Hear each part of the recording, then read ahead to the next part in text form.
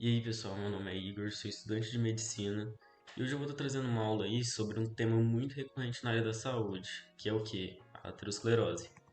Então, eu trouxe aqui nesse slide um conceito que é basicamente de um livro, que é o Guyton.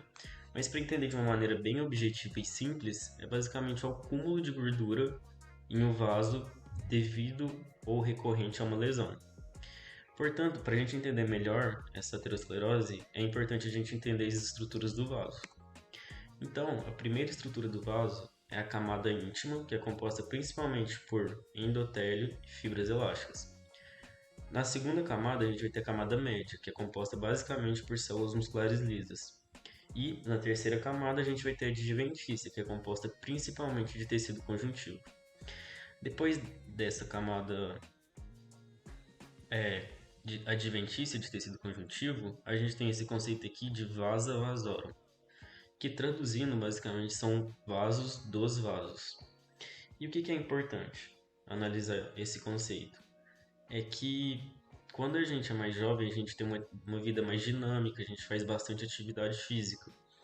Quando a gente faz isso, a gente vai produzir sinais e, além disso, também óxido nítrico, que vai ser importante para a angiogênese, vai ser importante para a formação de novos vasos. E isso é de extrema importância no futuro, porque se ocorrer uma região de infarto, a gente vai ter esses novos vasinhos produzidos que podem irrigar essa parte e prevenir a hipóxia total desse órgão, né? Então, é bem importante saber esse conceito de vaso-vasório. Indo para o próximo slide agora, a gente vai falar da fisiopatogênese aí da aterosclerose. O que acontece? Tem vários fatores que causam lesão do vaso. Tabagismo, hipercolesterolemia, hipertensão arterial sistêmica descontrolada. E aí o que acontece? Vai produzir lesão e disfunção do endotélio. Depois que ocorre esse processo, a lesão vai liberar mediadores inflamatórios, porque lesão gera inflamação. Esses mediadores inflamatórios serão responsáveis por atrair monócitos do vaso sanguíneo para o vaso, transformando ele em macrófago. Como que ocorre esse processo? Um macrófago vai estar. Um macrófago não, desculpa. Um monócito vai estar passando no vaso sanguíneo, vai ter essa sinalização de mediadores inflamatórios, ele vai grudar no endotélio devido à presença de receptores ICA1. Depois ele vai fazer esse processo de rolamento e devido ao aumento de permeabilidade, devido à inflamação, ele vai sofrer um processo de diapedese. E além disso, ocorre um processo simultâneo também. Devido a dessa abertura desse espaço do endotélio, vai entrar também LDL nessa região. E aí depois que o macrófago está lá dentro do vaso, o que acontece?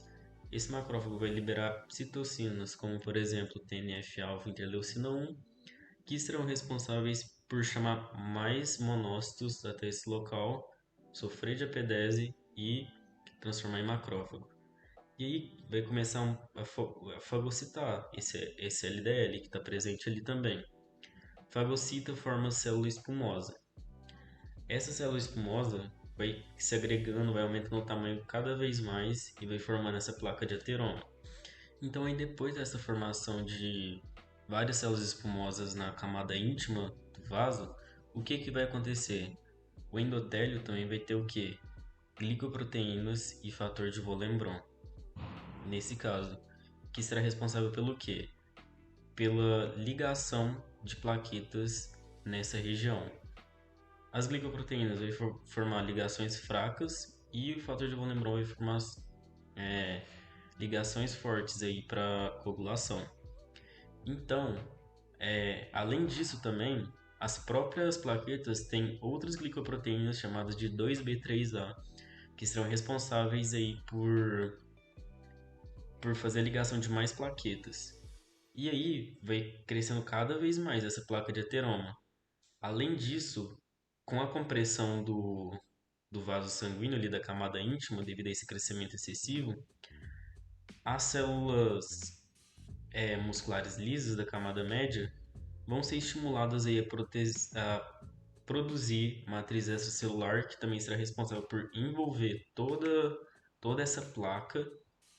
E além disso, como ela está sendo comprimida, ela vai sofrer hipertrofia e hiperplasia nessa região. E o que são esses conceitos? A hipertrofia é basicamente o aumento da célula devido à necessidade do aumento de sua função, é uma adaptação da célula. E a hiperplasia é basicamente o aumento da quantidade desse tipo celular com as mesmas características, que é diferente da neoplasia. Então, aí depois disso tudo, a gente vai ter a formação dessa grande placa de ateroma, um processo crônico. E aí é válido ressaltar também que essa placa pode crescer tanto que pode obstruir toda a artéria, ou ela pode se desprender e formar um tromboembolo, que será responsável por obstruir outras regiões aí do corpo humano, né? E aí aqui nesse próximo slide eu coloquei todos os conceitos que foram discutidos anteriormente, que eu acho importante para memorizar e entender melhor a placa de ateroma. Aqui eu coloquei alguns fatores de risco, né? Os modificáveis são o que a gente pode prevenir e os não modificáveis são o que não tem o que fazer. O tabagismo é modificável porque a pessoa pode aí parar de fumar, né? Colesterol alto, a pessoa pode ter uma dieta mais controlada. A hipertensão, a gente pode fazer uso de alguns fármacos, como enalapril, sartana. E a diabetes também. A gente pode fazer o uso de glicofage. E os não modificáveis a fatores genéticos, como hipercolesterolemia familiar e a idade também, já que é um processo crônico. E aí, agora para colecionar a placa de ateroma com suas consequências, eu trouxe esses três fatores aqui. Angina. A angina é basicamente uma pré-cardialgia, igual acontece ali no infarto, porém as duas têm uma diferença. O que é? O infarto ocorre obstrução total, não está chegando sangue no coração. Então ela vai sentir essa dor porque a célula precisa de oxigênio para realizar seu metabolismo. Como não está chegando, vai ocorrer necrose e aí ela vai sentir essa dor. A angina, o vaso está parcialmente obstruído. Então, em que momentos que ela vai sentir essa dor? Em um momento que ela aumentar a sua atividade física. Então, por exemplo, na anamnese é importante a gente perguntar o, o que está levando ele a sentir essa dor. Se quando ele faz o aumento de atividade física aumenta a dor e se quando ele está em repouso diminui. O infarto vai sentir essa dor constantemente devido à obstrução total.